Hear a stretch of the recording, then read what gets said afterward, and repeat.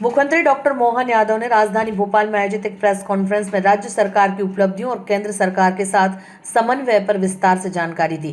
मुख्यमंत्री ने कहा कि प्रगति प्लेटफॉर्म के जरिए मध्य प्रदेश के विकास कार्यों को तेजी मिली है और गुड गवर्नेंस की दिशा में प्रदेश लगातार बेहतर प्रदर्शन कर रहा है। मुख्यमंत्री ने बताया कि तय समय सीमा में परियोजनाएं पूरी हो रही हैं और कई मामलों में भारत ने पश्चिमी देशों को पीछे छोड़ा है। उन्होंने कहा कि पहले गठबंधन सरकारों के दौर में देश को नुकसान उठाना पड़ा, खासकर रेल मंत्रालय तक सीमित सोच रखी जाती थी।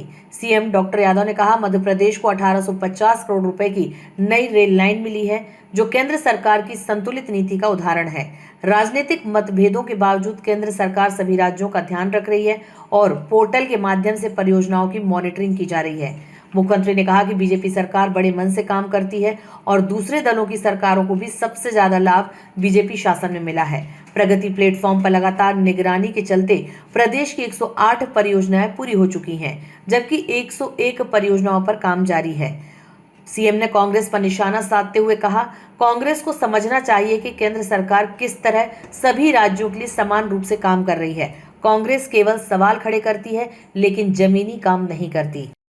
दुनिया के सामने बनाना। अब ये हमको लाल किले के ऊपर स्वच्छता के अभियान देते हुए भी प्रधानमंत्री दिखाई देते हैं, लेकिन ये भी हमारे लिए सौभाग्य की बात है कि आज के समय में दुनिया का सबसे बड़ा लोकतांत्रिक देश, और हमने सबने देखा कि आमतौर पर वेस्टर्न देशों को हम बड़े मॉडर्न और बहुत आगे बढ़ने वाले और जो कुछ है वही कर सकते हैं, हमारे तो बस की बात ही नहीं, हमारे यहाँ कहाँ संभव होगा।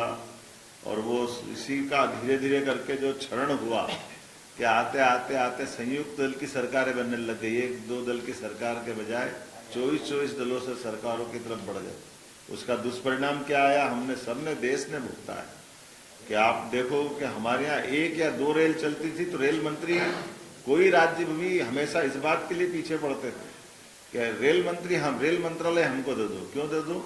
तो वो चाहे बिहार हो या बंगाल, एक रेल हमारे यहाँ से चल जाएगी, दो रेल चल जाएगी। अरे एक दो के चल जाएगी, 100 चल जाएगी। आज बदलते दौर में वो रेल मांगना, रेल मंत्री का बजट का मूल बजट के साथ जोड़ना, वो अंग्रेजों की पद्धतियां, ये जो गए जमाने जब अंग्रेजों ने रेल अपने लिए स्टार्ट की थी तो उनने उस रेल के ऊपर अपना नियंत्रण रखा, क्योंकि उस समय स्टेट अपने अपने बजट से चलते थे तो रेल का खर्चा भी वो स्टेट से निकलवाते थे, लेकिन ट्रांसपोर्टेशन का पूरा लाभ अपने पास रखते थे, पकड़ अपने पास चलाते थे। लेकिन ये छोटी छोटी बातों पे ध्यान नहीं जाने का दुष्परिणाम क्या निकला।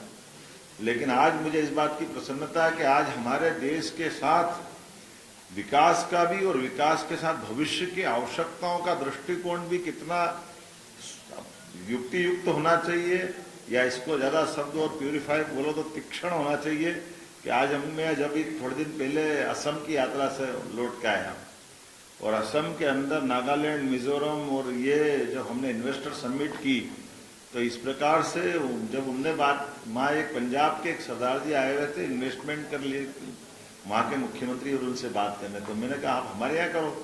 तो हमने कहा आपके यहाँ क्या दे रहे हो? तो हमने कहा हम भी वही दे रहे, 100 करोड़ के होटल डालोगे 30 करोड़ का आपको अनुदान दे देंगे। उन्होंने कहा ये तो हो गया, अब जीएसटी में क्या कर रहे हो? अब हमारा तो दिमाग घूम गया, जीएसटी में क्या करें हम, तो जीएसटी तो भारत सरकार करेगी, जीएसटी तो जो लगेगी वो तो लेना पड़ेगी। उन्होंने कहा नहीं, यहाँ पूर्वोत्तर राज्यों में भारत सरकार के द्वारा 20 साल तक जीएसटी भी माफ कर दिया।